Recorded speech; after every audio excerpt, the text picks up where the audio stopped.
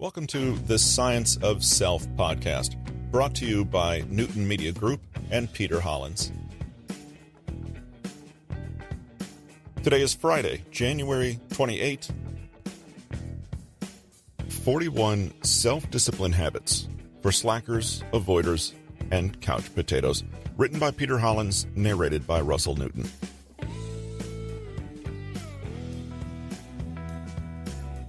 Lower other life stressors. If you monitor your moods for any length of time, you'll probably notice that there is an inexorable link between your overall state of health and well-being and your ability to be focused, calm, and self-disciplined. This seems blindingly obvious when said out loud, but so many of us push and try our hardest to rekindle self-discipline, all whilst undermining ourselves with our lifestyle choices and health habits. And yes, stress is perhaps the most important lifestyle factor affecting not only your health, but your ability to commit to good habits. It's simple. Being stressed saps cognitive and psychological resources that you could better put to use achieving the goals you care about. If you have less to think of and worry about, you have more headspace to devote to self-discipline. Many potential stressors we face involve events or situations that require us to make changes in our ongoing lives and require time as we adjust to those changes. These changes can be positive, such as a new marriage, a planned pregnancy, a promotion, or a new house. Or they can be negative, such as the death of a loved one or a divorce. The thing is, if you're busy mitigating and managing these big changes, you'll be less able to instigate any new ones, i.e., it will be far harder for you to find the energy and wherewithal for personal development of any kind. Stress is not necessarily a bad thing.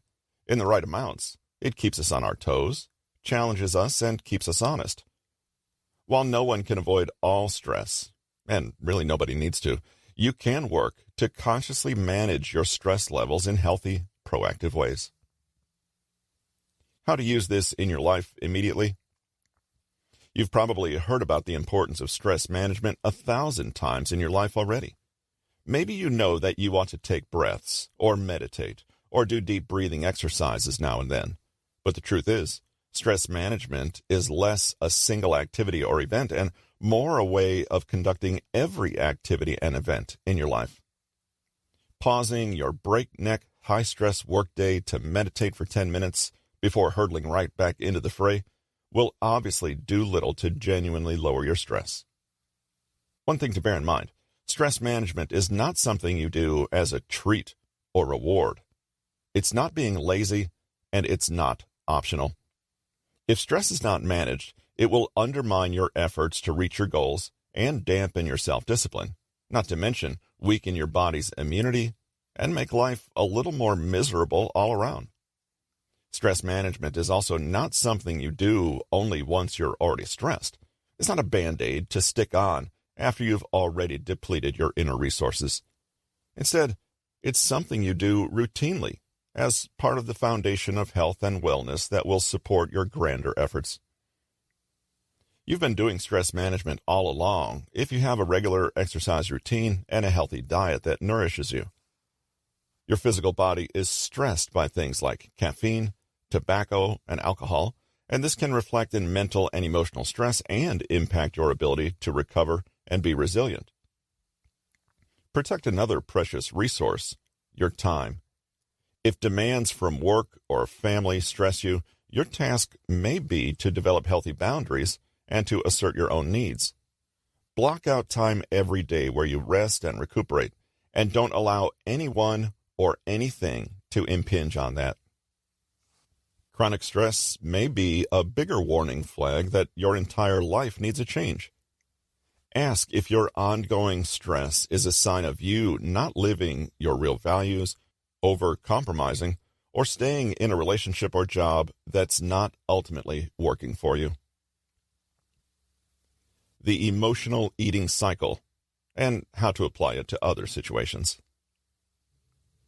It's hard work getting your body, heart, and soul aligned and all pulling in the same direction toward the things that you're trying to create for yourself. Stress, temptation, Bad attitudes, addictions, and negative self-talk can throw you off course just as surely as physical illness or practical constraints, if not more so. Most people who crave more self-discipline have some sort of issue with food, either overeating or failing to stick to the healthy diet they know is best for them and eating garbage instead. Even if emotional eating is not a problem for you, chances are you have a similar dynamic elsewhere in your life. As with all things, we can change these old patterns and habits by bringing awareness to them, then taking conscious, committed action to changing them. Food cravings are intense, sometimes irresistible urges to eat foods that are unhealthy, i.e., those high in sugar, fat, or refined carbohydrates. The thing is, emotional eating is not a question of willpower. The foods you crave release feel-good chemicals like serotonin, dopamine, and other relaxing endorphins in your brain. These chemicals bring relief, comfort, happiness, and calmness, but they also undermine our health and, in the longer term, create havoc in the body.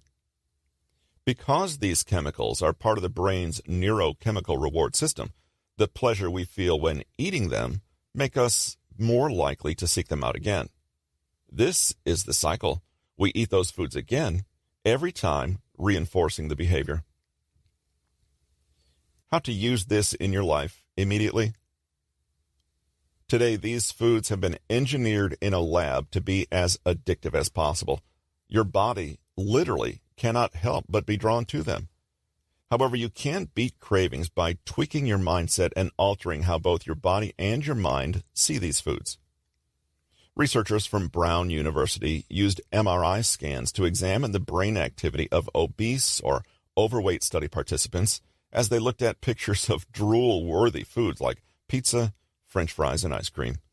The researchers then tested a few different strategies, encouraging participants to focus on them for about a minute at a time. In a series of tests, they told them to get distracted by thinking about something other than food, accept and allow their thoughts as something they didn't need to act on, focus on the negative long-term consequences of eating those goodies. The results?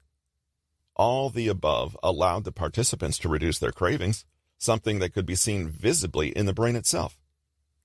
To apply these findings to your own life, think of it this way. Submitting to cravings is a habit, and you need to replace it with a better habit. Literally train yourself so that every time you see a bad snack food, you tell yourself, well, that's nice, but so what? Nobody ever died of a craving. It'll pass. And then immediately divert your attention elsewhere.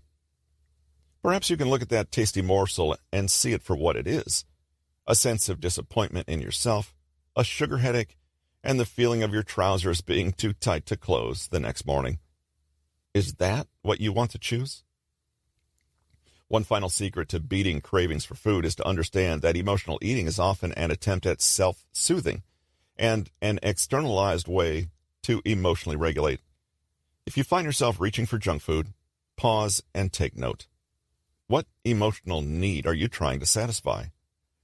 Then think of a healthier, more sustainable choice. If you're stressed or sad, is a sugary treat really going to make you feel better? What are you really hungry for? Sip some lemonade. Nope, this tip is not a metaphor. You can boost your self-discipline by literally drinking a little bit of lemonade. Research detailed in the APA's Monitor on Psychology report finds a direct link between brain glucose levels and self-control. Basically, when your glucose levels are high, you perform better on tests of self-control. This makes sense. Glucose is your brain's fuel. And your self-control originates in your prefrontal cortex, which is responsible for decision-making, strategizing, and planning. This means you can think of glucose as a chemical analog for willpower. The idea is to maintain your brain glucose levels in the ideal range so that you're always perfectly primed to make the best decisions and act with self-restraint and conscious choice.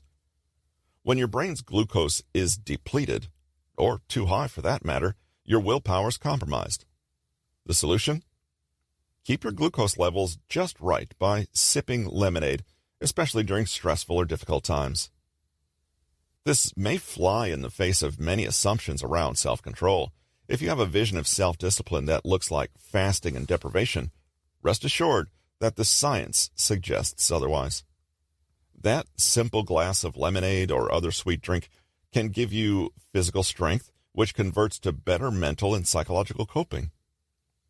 Constant self-control depletes glucose levels, but they can be restored by that delicious glass of lemonade. How to use this in your life immediately.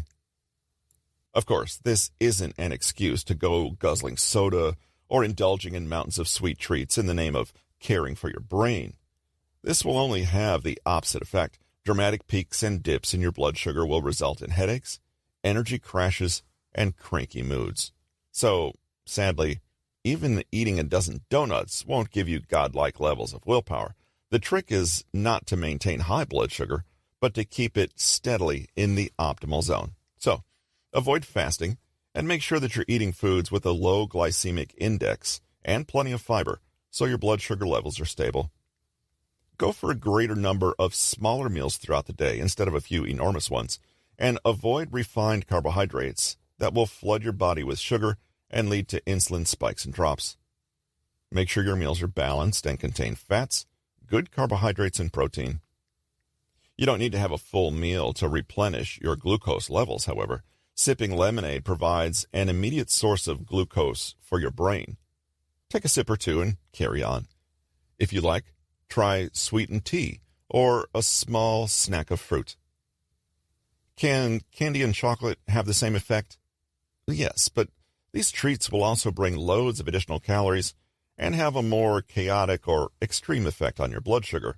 Not to mention, you'll be falling into the same emotional eating trap outlined above. If you find yourself dipping mood and energy-wise during the day, just pause and become aware.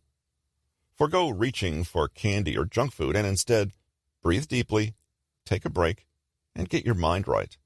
Have a little sip of lemonade and give your brain a helping hand. We'd like you to help us keep this podcast sponsor-free. Please take a moment in your podcast provider to subscribe to the podcast, leave a rating and a review, and share an episode or the podcast itself with a friend.